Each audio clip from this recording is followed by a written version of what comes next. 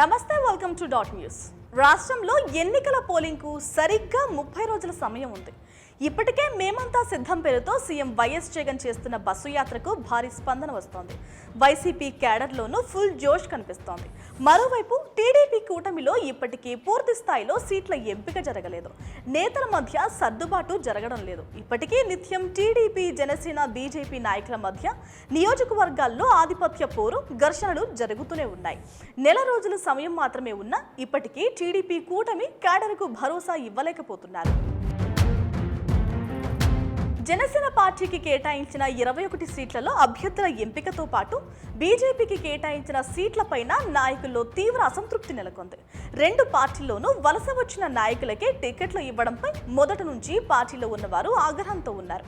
వారంతా టికెట్ దక్కించుకున్న వారికి సహకరిస్తారన్న నమ్మకం లేదు. దీనికి తోడు టీడీపీ ఓట్లు జనసేన, బీజేపీకి వేసే పరిస్థితి అస్సలు కనిపించడం లేదు. అలాగని టీడీపీ అభ్యర్థి బరిలో ఉన్న చోట్ల ఆ రెండు పార్టీల ఓట్లు కూడా ట్రాన్స్ఫర్ అవుతాయన్న ధీమా కూటమి నేతల్లో కనిపించడం లేదు. పైకి మూడు పార్టీలు కూటమి కట్టిన స్థానిక నాయకత్వం మాత్రం ఇప్పటికీ దాన్ని పూర్తి స్థాయిలో అంగీకరించడం లేదు. పవన్ కళ్యాణ్ రాష్ట్ర వ్యాప్తంగా ప్రచారం చేస్తే కలిసొచ్చే అవకాశం ఉందని అంతా భావించారు. కానీ పవన్ పిఠాపురంలో తన గెలుపు నల్లేరు మీద నడకే అని భావించిన పవన్ కళ్యాణ్కు అసలు విషయం బోధపడినట్లయింది. రోజు రోజుకు పవన్ గ్రాఫ్ తగ్గిపోతోంది. భారమంతా టీడీపీ నేత వర్మపైనే పెట్టేశాడు పవన్.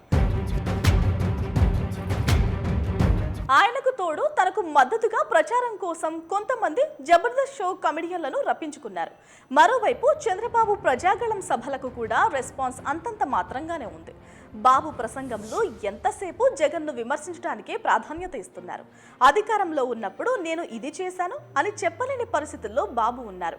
ఇది కూడా టీడీపీ గ్రాఫ్ తగ్గడానికి కారణంగా అంటున్నారు. మరోవైపు వైఎస్ఆర్సీపీలో మాత్రం ఫుల్ జోష్ కనిపిస్తోంది. సీఎం వైఎస్ జగన్ బస్సు యాత్రకు వస్తున్న ఆదరణతో మొన్నటి వరకు కొంత వ్యతిరేకత ఉందన్న భావన కూడా ఇప్పుడు పూర్తిగా అనుకూలంగా మారిపోతోంది. రాయలసీమ, నెల్లూరు, ప్రకాశం జిల్లాలు దాటి గుంటూరుకు చేరిన యాత్రకు అడుగడుగునా ప్రజలు బ్రహ్మరథం పడుతున్నారు. దీంతో ఇప్పుడు అందరి ఫోకస్ ఉభయ గోదావరి జిల్లాలపై ఉంది. సీఎం జగన్ యాత్ర నాటికి ఇక్కడ కూడా పరిస్థితులు అనుకూలంగా మారతాయని వైసీపీ క్యాడర్ ధీమాగా ఉంది.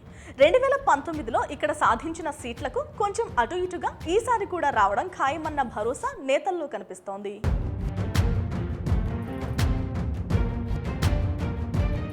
Please subscribe Dot News.